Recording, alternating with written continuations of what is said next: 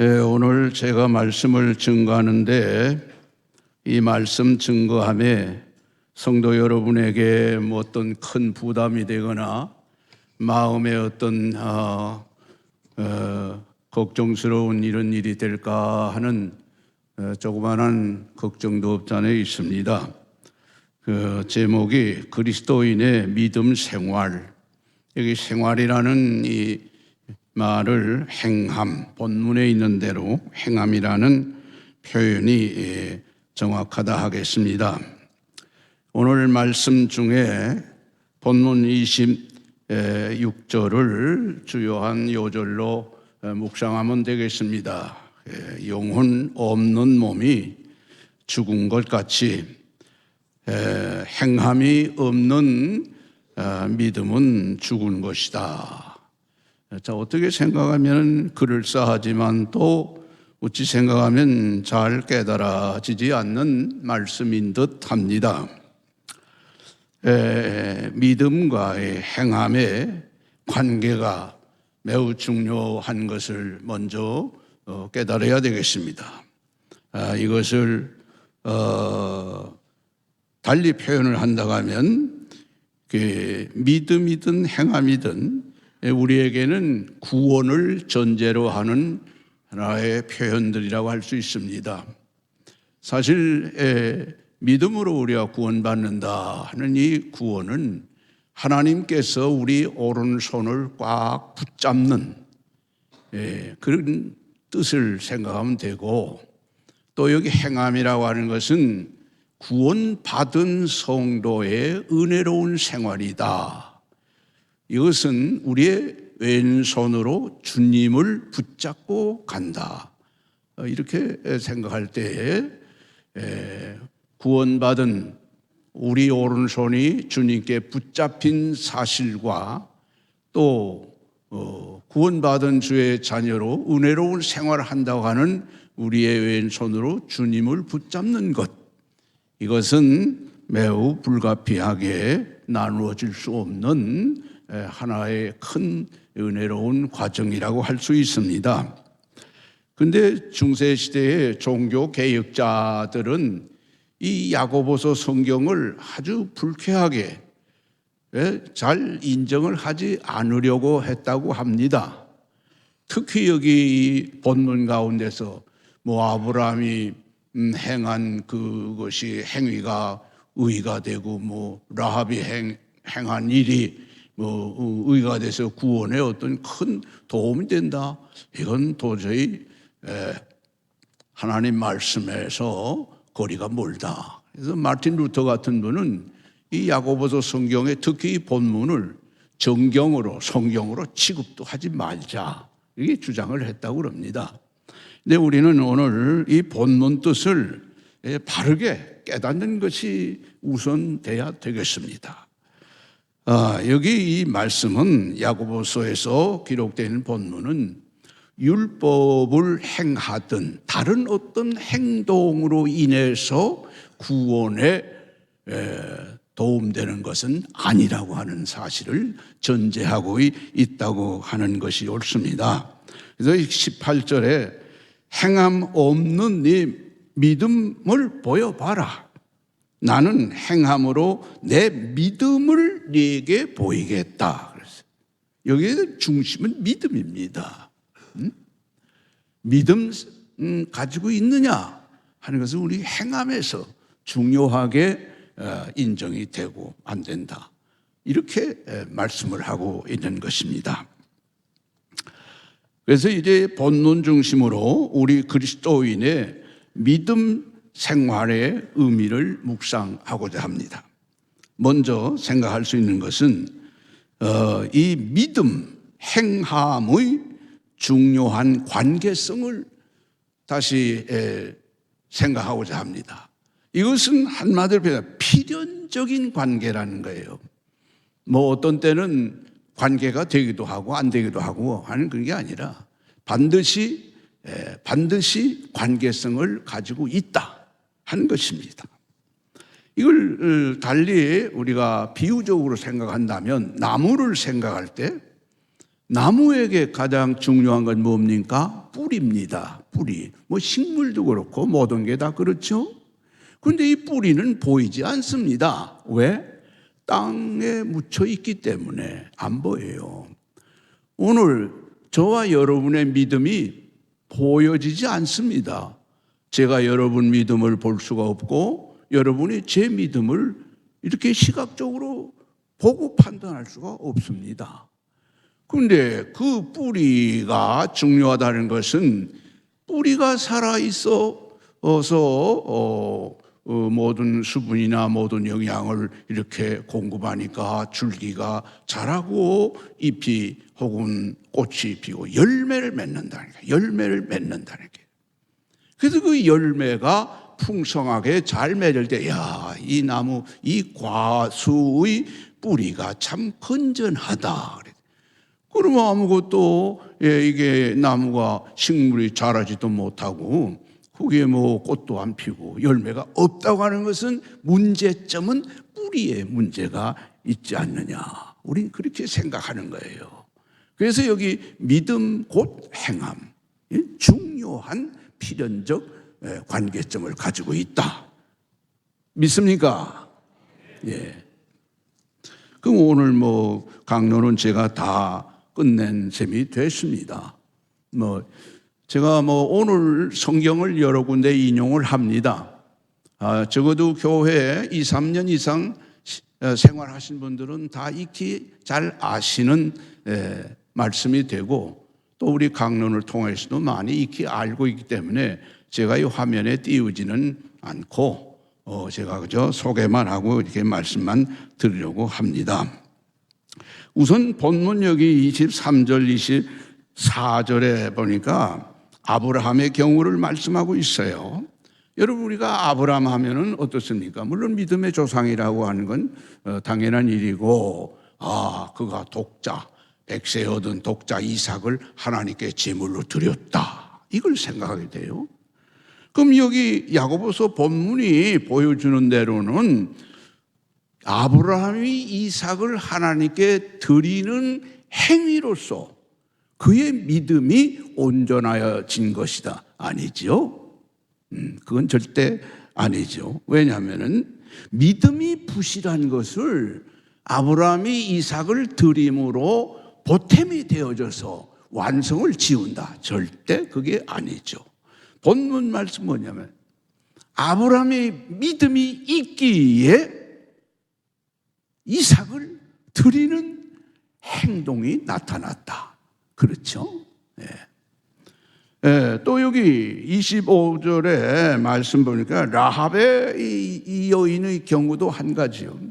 정탐꾼을 맞이하게 됐어요. 그런데 이 여인이 정탐꾼 이스라엘 백성에서 보내진 정탐꾼을 맞이해서 뭐라고 말해요? 이스라엘 백성이 승리하는 걸 나는 확실히 믿습니다. 왜냐하면 하나님이 지켜 보호해 주시니까 이 믿음을 얘기를 한 거예요.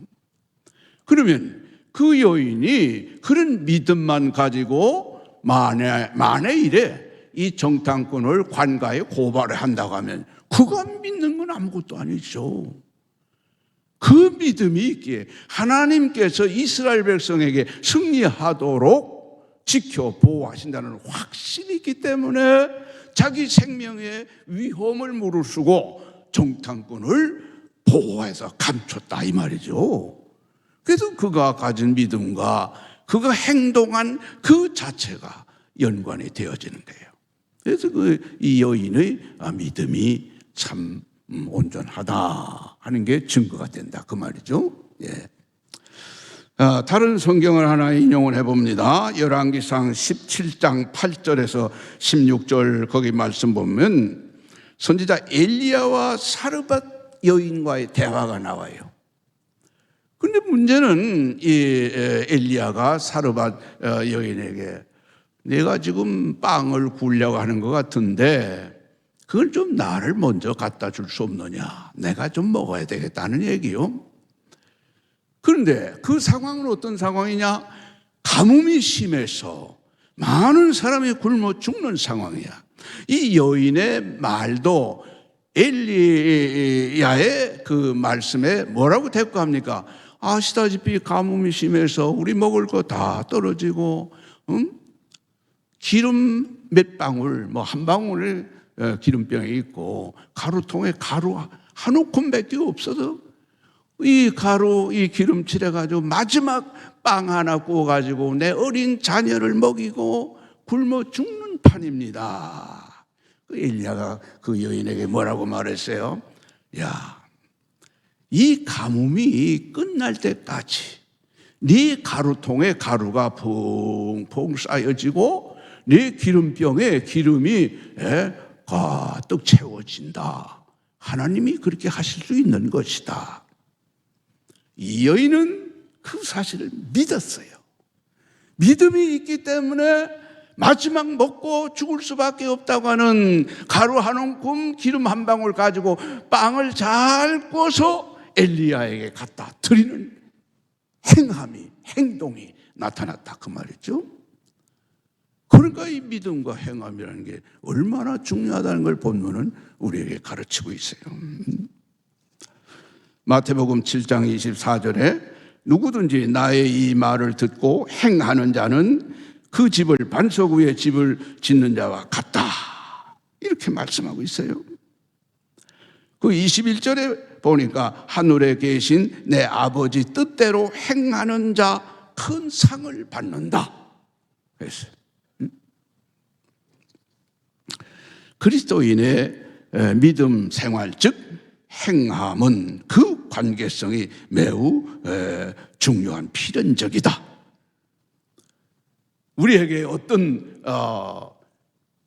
주를 위하는 행함이 나타난다는 것은 우리 보이지 않는 믿음이 잘 돼 있다고 하는 것. 두 번째 말씀을 생각해 봅니다. 본문과 저희는 관계없는 다른 성경을 인용을 하겠습니다. 마태복음 5장 37절 말씀 보면 오직 너희 말은 옳다 아니라 하라. 이에서 지나는 것은 악으로부터 나느니라. 악인으로부터 난다. 맹세 함부로 하지 말라는 말씀 끝에 이런 말씀이 있어요. 예와 아니오의 확실성, 이것이 우리 믿음 생활에 얼마나 중요한 의미를 가지고 있는가. 구약의 요셉의 경우를 제가 상기해 보겠습니다.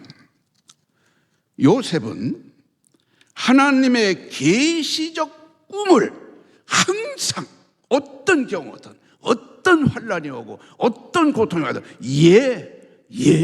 그렇습니다. 예입니다.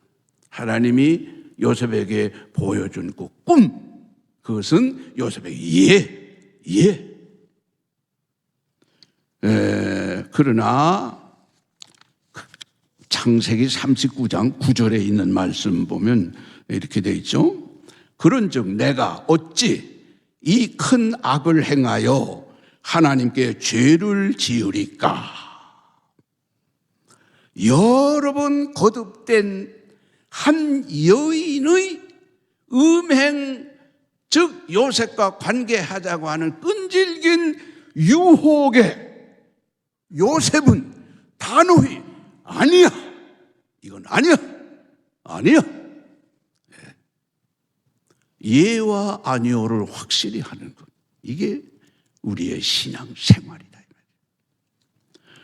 그럼 달리 우리는 다니엘과 그 세 친구 경우를 우리가 한번 묵상을 해 보겠습니다. 다니엘서 6장 10절에 다니엘이 이 조서에 왕의 도장이 찍힌 것을 알고도 날마다 자기의 다락방 위에 올라가서 예루살렘 향한 창문 열고 무릎 꿇고 하나님께 감사 기도를 드렸습니다. 여기 오인이 찍힌 조서 내용은 뭐냐? 왕 외에 다른 신을 숭상하면 굶주린 사자굴에 집어 던져서 사자 밥이 되게 안 돼요. 죽는다 이 말이에요. 그래 이 사실을 알고도 다니엘은 주님 앞에 감사 기도를 드리는데 거기 본문에 보면 전과 같이, 이전과 같이 왕의 의인이 찍힌 것을 알고도 전과 같이, 이것은 다니엘이 하나님께만 기도하고 하나님께 감사하고 하나님께만 말씀 순종하는 것이 저에게는 예입니다. 사자고로 아니라 별것이 다 나에게 죽음으로서의 다가온다 할지라도 오직 하나님께 감사기도, 감사기도. 그 세 친구의 경우를 우리가 생각하게 되죠. 당시에 왕이 금신상 만들어 가지고 모든 사람들 다 그와 절하라 그러지. 근데 이 세 친구 절하지 않았거든요. 누가 고발했어요, 왕에게. 다니엘 세 친구 아무것이 금신상이 절하지 않습니다. 그래서 왕이 매우 불쾌하게 생각해요. 그래서 사람들 세 사람 불러가지고 얘기합니다. 너희가 왜 내가 세운 금신상에 절하지 않느냐? 그러니까 그 세 친구 한 말이에요. 절하지 않습니다. 아니요. 그러면 평소보다 7배나 더 뜨겁게 달구어진 풀무불에 너희들을 집어 던진다. 보세요.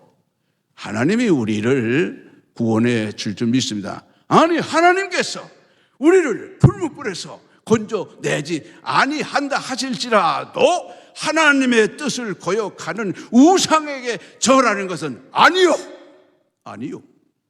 절대 아니요. 다니엘의 경우 전과 같이 하나님께 감사 기도드리며 죽음 앞두고도, 아니 풀무불을 앞두고도 왕의 만든 우상에 절할 수가 없어. 아니요. 예와 아니요를 확실하게 할 수 있는 것이 오늘 우리들의 현실 생활, 신앙 생활에 큰 뜻을 가지고 있어요. 세례 요한의 경우도 생각할 수 있죠. 사람들이 우리 예수님을 인정하지 않고 예수님 부정하지요. 근데 예수님이 지나가시는 사실을 보고 세례 요한은 세상 죄를 지고 가시는 하나님의 어린 양을 보라. 우리의 죄를 속량하시기 위해서 오신 독생자 예수님을 보라. 예수님, 그렇습니다. 근데 세례 요한이 당대의 권력자, 천하를 호령하는 자 헤롯 왕에게 뭐라고 얘기합니까? 여보시오, 당신이 왕으로서 당신 동생의 아내를 뺏어가지고 자기 아내로 삼는 거, 그게 되는 일이요? 아니요. 그거 안 돼요. 있을 수 없어. 세례 요한에게 감옥에 가는 고통이 옵니다. 마침내 30대 초반에 참 그 악한 여인의 괴계에 의해서 그 목이 잘라집니다. 어떻게 생각하면 우리가 그 세례 요한에 관계된 말씀을 읽을 때 참 세례 요한처럼 불쌍하고 비참한 사람이 어디 있겠나. 그런데 예수님께서는 봐라, 여인이 난 자 중에서 세례 요한만큼 귀한 사람이 어디 있는 줄 아느냐? 세례 요한이 이렇게 되더라고요. 기독교 역사상 순교자들도 많이 있고 참 하나님 말씀대로 믿음 생활 잘하는 분들, 대체적으로 한마디로 묶어서 말하면 주님 말씀 복음에 대해서는 옳습니다. 하나님을 대적하고 복음을 거역하고 불의가 난도질하는 이런 상황에 아니요. 너 그런 악한 것으로서 복음을 중지하도록 안 된다는 거예요. 아니요.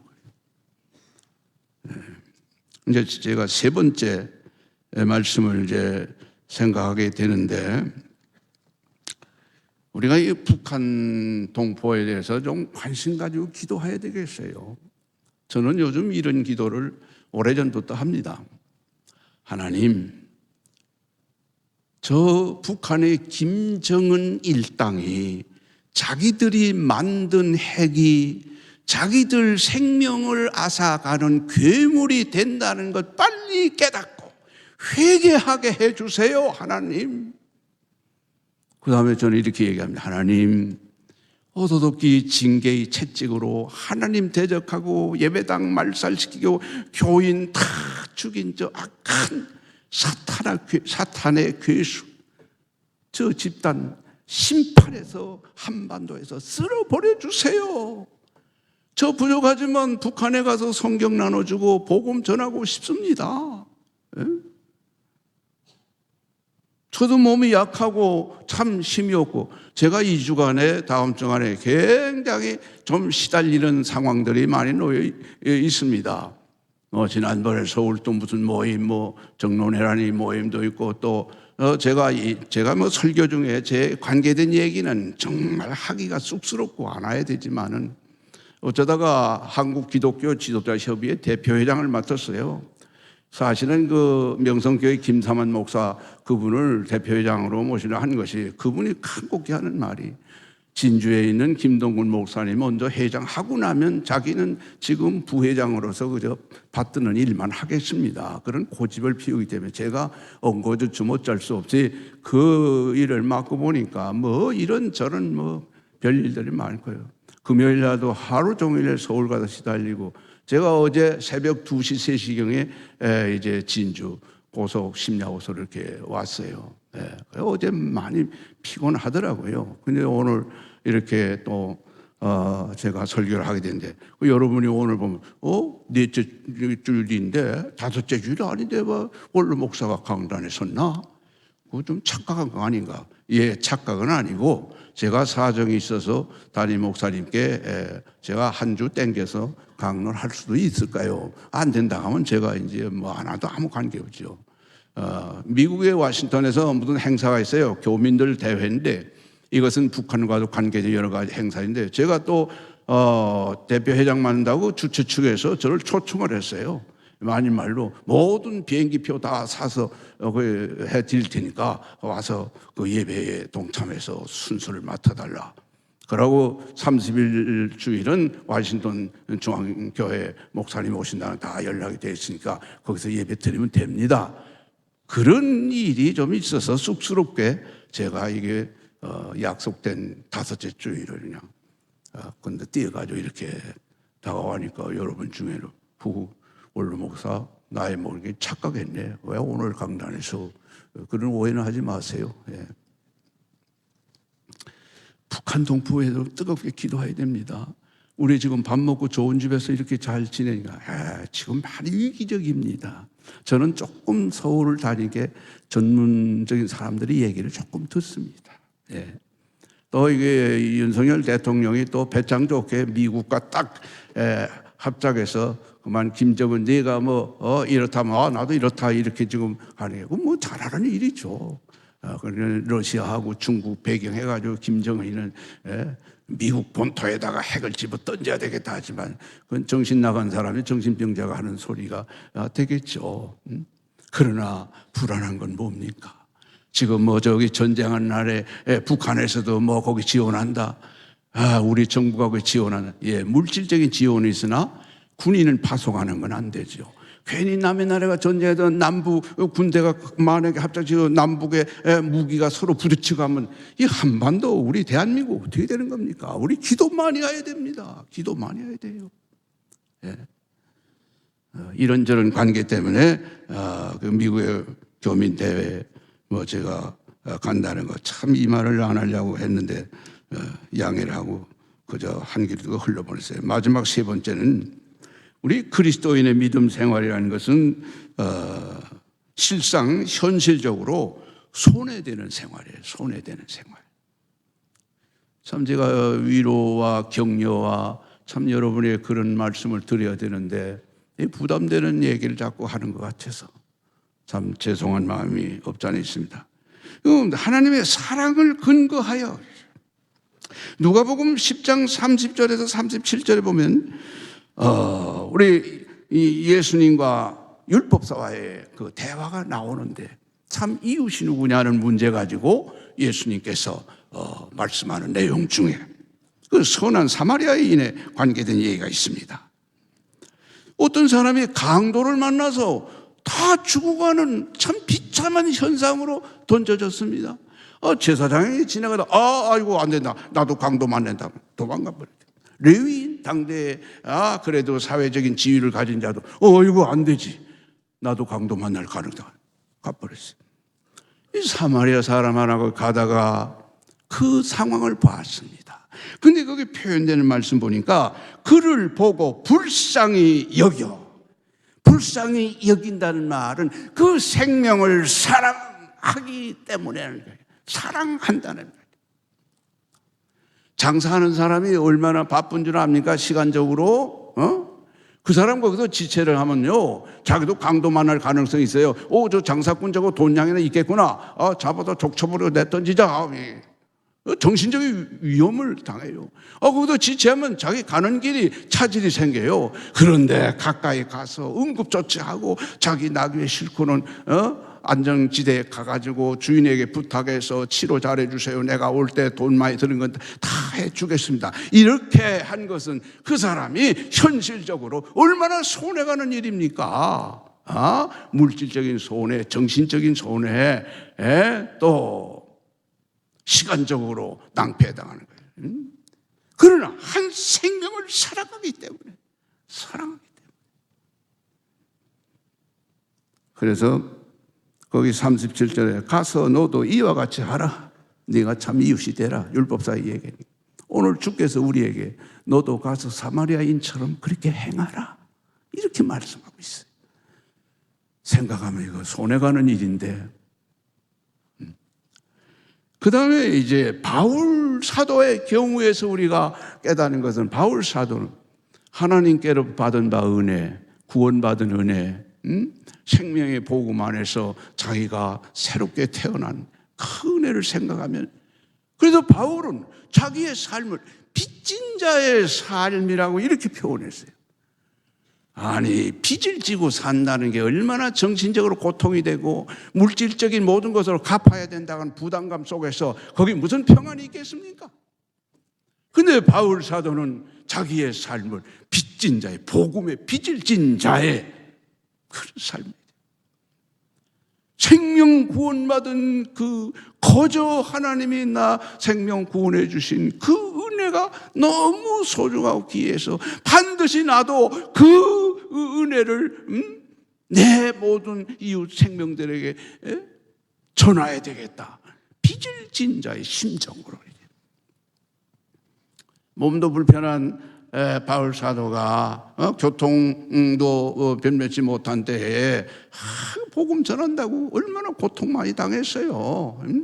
아이고 차라리 저 바울 사도 주님 안 만나고 자기 지식 가지고 자기 그 놀라운 그 참 전통적인 바리새주의자적 입장에서 살면 더 행복할 텐데 그 예수 믿고 예수님 만나고 구원받고 나더만 아이고 저 생활이 꼴이 저게 말이 아니네. 그래서 바울 사도는 사도행전 20장 24절에 내가 달려갈 길과 주 예수께 받은 사명 곧 하나님의 은혜의 복음을 증언하는 일을 마치려 하면은 나의 생명조차 조금도 귀한 것으로 여기지 아니하노라. 빚진 자의 심정에서 사명을 감당하는 손해가는 일이에요. 하나 더 소개해드린다면 모세의 경우를 히브리서 11장 24절에 26절 중에 말씀 보면 모세가 세상 좋은 거 다 포기했어요. 애굽에서 잘하면 그 왕권을 가질 수 있어요. 공주의 아들이라고 하는 위치가 얼마나 특이한 일입니까? 공부도 많이 했고 훌륭해요. 그런데 그거 다 포기해버렸어요. 왜 그렇게 손해가는 짓을 모세가 행했는가? 거기 26절 말씀 보니까 이는 상 주심을 바라봅니다. 상 주심을 바라봅니다. 하나님의 백성과 고통 당하기를 애굽에서 영화를 누리는 세상적 모든 거 다 포기하고 주의 백성과 고통당하는 길을 가게 되는 것은 바로 상 주심을 바라봅니다. 우리 현실에서 우리 기독교인들이 믿음 생활하는 게 어쩌면 손해가는 일만 해. 주일날 어디 누구하고 약속도 하고 뭐 이런저런 재밌는 일을 해야 되는데 주일날 예배 들어가야 된다. 뭐 11조 꼭꼭 바치라고 뭐 내게 들어오는 돈도 없는데 한 푼이 얼마나 요긴한데 헌금 자꾸 내라고 그래. 이게 참 수지가 안 맞아. 뭐 이웃 봉사라고 내게 돌아온 대가 아무런 예약도 없어, 보장도 없어. 그냥 봉사하라는 거야. 땀으로 봉사하고 물질로 봉사하고 모든 노력으로 봉사한다는 거야.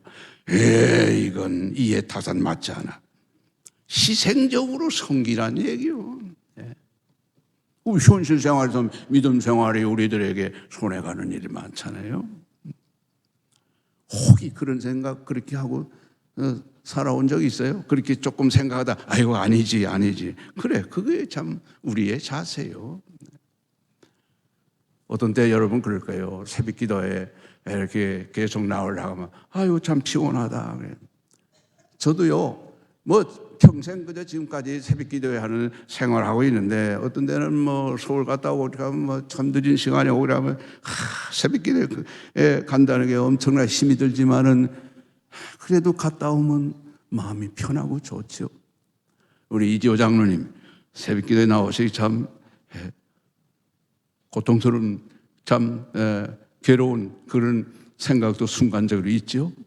그래도 어려워도 교회 와서 기도드리고 가면은 마음이 편하고 하나님이 힘 주시니까 하나님이 걸을 수 있는 정도만이라도 힘만 주신다면 계속 기도 생활을 하겠습니다. 현실적으로 따지고 보면은 손해가는 것 같아요. 여러분 우리의 육신은 숨이 멎으면 끝나서 흙으로 가는데 영혼은 영원 자존이 영원한 존재요. 이게 문제예요. 영원한 지옥 가서 고통당하는 일과 영생하는 주의 나라에 가서 영화를 누리는 것 이거 생각하면 주여 세상에서 11조로서 주일 예배 시간으로서 봉사관계로 무엇으로도 손해가는 것 같아도 천국 가서 영생하는 구원의 복이 얼마나 귀하기 때문에 우리는 그 손해간다고 생각하지 않고 믿음 생활을 하게 되는 거예요. 믿습니까? 믿습니까? 이제 결론 말씀인데 이 결론이 좀 길어질 것 같은데 아이고 좀 뭐 1부 예배 때는 자꾸 시간이 촉망해서 좀 했지만 2부 예배는 뭐 조금이라도 좀 이렇게 여유 있게 말씀을 다시 드려보겠습니다. 믿음 생활에 있어서 행함이라는 것은 곧 마지막 심판의 기준이 된다는 거예요. 마태복음 25장 14절 30절에 달란트 비유가 있어요. 주인이 어떤 사람에게 5달란트, 어떤 사람 2달란트, 어떤 사람 1달란트 주었어요. 5달란트, 2달란트 가진 자는 열심히 행동했습니다. 배를 남겨서 주인에게 가져와서 잘했다 칭찬했어요. 1달란트 가진 자 주인 당신은 좀 생각이 고루하기 때문에 당신 거 잘못하다가는 훼손되면은 큰 야단 맞을 것 같아서 당신 거 여기 하나 가져왔어요. 야 이놈 인간아, 그러면은 은행에 갖다 맡겨가지고 이자리도 붙여가지고 나한테 가져와야 되지. 너 이걸 땅에다 묻어놨어요. 그건 뭐냐면 주인의 뜻을 받드는 일에 행함이 없다는 얘기죠. 묻어둔 자는 아무 행함이 없어. 그래서 책망받고 하나까지 뺏겼어. 2달란트 가진 자는 열심히 행동해서 배를 남겨서 칭찬받았다 이 말이죠. 그러니까 이 행함이라는 것은 하나의 상급 심판의 기준이 된다 이 말이에요. 마태복음 25장 31절로 46절까지 멀리 갔던 임금이 돌아와서 목자가 양과 염소를 갈라놓는 것처럼 오른쪽 왼쪽 사람으로 갈라놓고는 말씀하게 됩니다. 다시 말하자면 그들에 대해서 심판을 하게 되는 거예요. 상을 줄 자, 책망을 할 자. 예수님 마지막에 심판이 그러하다는 의미로서 그 말씀을 주시죠. 오른편에 있는 자들에게 말합니다. 야, 내가 굶었을 때, 먹지 못했을 때 너희들이 먹을 거 주었다. 내가 감옥에 갇혔는데도 너희들이 와서 위로해 주었다. 나그네적 어려운 생활 가운데도 너희들이 나를 붙들어 지켜주고 병들었을 때 나를 위로 격려해 주었다. 얼마나 좋은 일을 했느냐. 오른편 사람, 예? 임금님 언제 아프시고 언제 나그네? 언제 굶고 언제 고통당했습니까? 아니신데요. 그래. 그 40절 말씀 보니까 너희가 여기 내 형제 중에 지극히 작은 자 하나에게 한 것이 내게 한 것이니라 말씀. 저는요 성경 읽는 가운데 참 이 말씀 읽을 때 늘 마음에 가책을 느끼고 늘 마음에 참 하나님 앞에 회개하는 그런 마음 같습니다. 제가 새벽 기도회나 언제나 고개 숙이면 제일 먼저 제가 회개하는 것은 외식. 외식이 뭡니까? 거짓 행위 아니에요. 거짓은 뭡니까? 사탄의 속성 아니에요. 성령의 사람으로 정직하게 살지 못했다. 외식이다 이 말이에요. 예수님 당시에 소위 종교 지도자들에게 외식하는 자들이라고 그렇게 큰 책망했어요. 45절의 말씀 보니까 이렇게 말씀되어 있어요. 왼편에 있는 자들에 해당하는 말씀이에요. 그들에게도 같은 얘기 했어요. 그러니까 그들도 하는 말이 임금님은 언제 그런 일 당했습니까? 그러니까 45절 작은 자 하나에게 하지 아니한 것이 곧 내게 하지 아니한 것이니라 그랬어요. 우리 성도들 관계가 얼마나 소중한 관계예요. 예수 그리스도의 속량의 은혜로서 한 형제 자매 되는 우리 관계가 얼마나 귀한 관계예요. 성경에 보면은 너희가 제단에 제물 드리려고 하다가 형제와 서로 불목하고 언짢은 일이 있으면 제물 놔두고 가서 화해한 다음에 와서 이거 드려라. 그럼 오늘 우리가 교회당 왔는데 헌금 가지고 이제 하나님께 예배 드리고 헌금 드리고 하는 건데 그런 생각이 나면 그럼 그거 놔두고 언제 가서 그 사람 찾아가지고 언제 내가 형제에게 좀 언짢은 일 내가 말을 좀 함부로 했고 내가 행동이 좀 부실해서 피해를 입혔는데 다 이해해 주시고 용서해 주셔. 그거 안 되거든. 그건 무슨 말씀이야.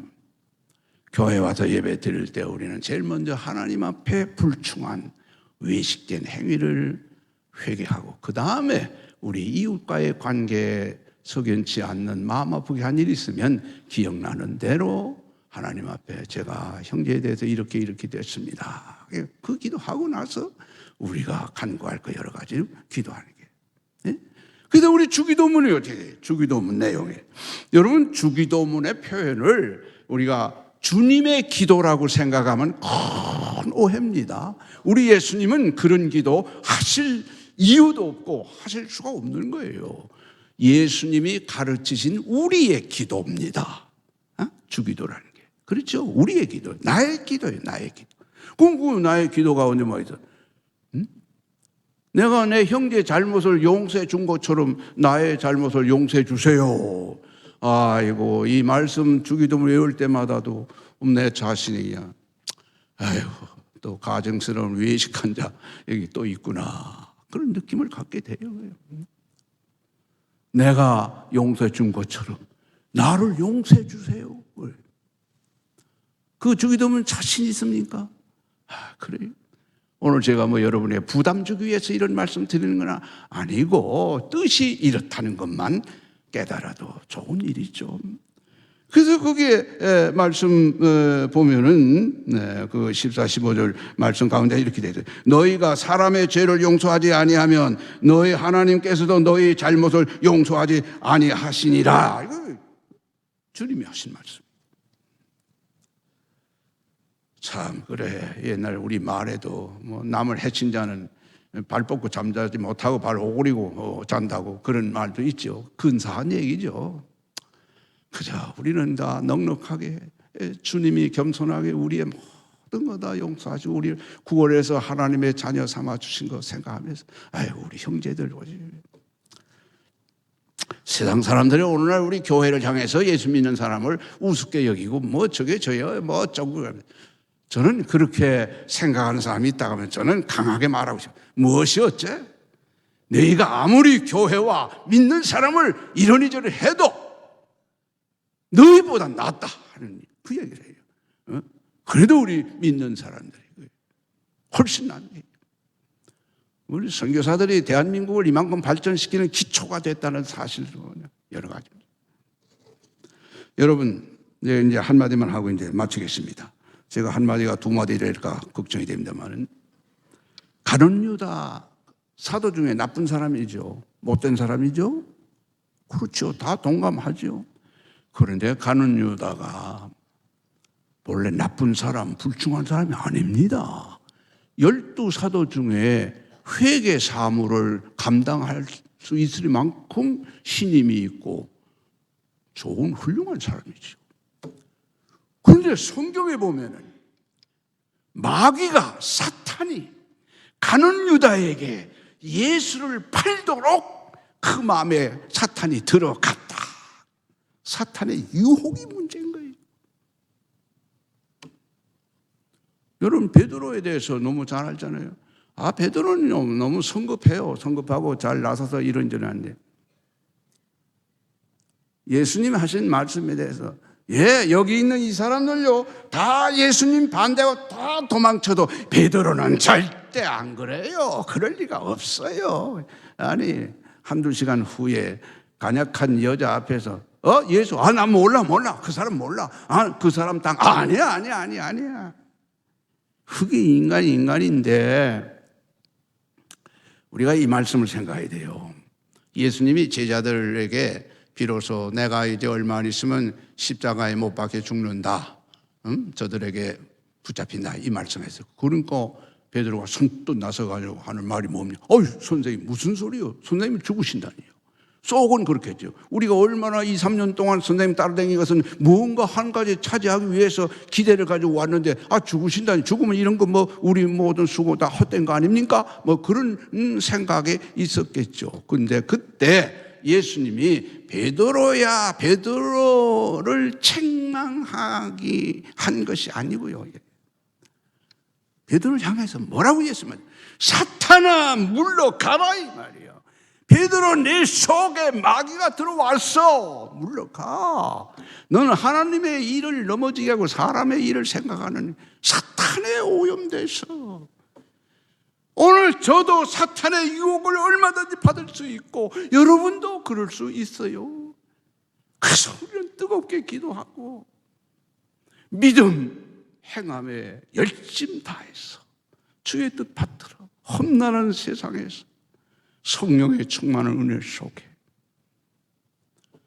주 하나님께 영광 돌리는 삶 속에 우리의 생활이 고달프고 힘들어도 우리 주 하나님 우리를 지켜주시고 성령이 인도해 주신다고 하는 확신 속에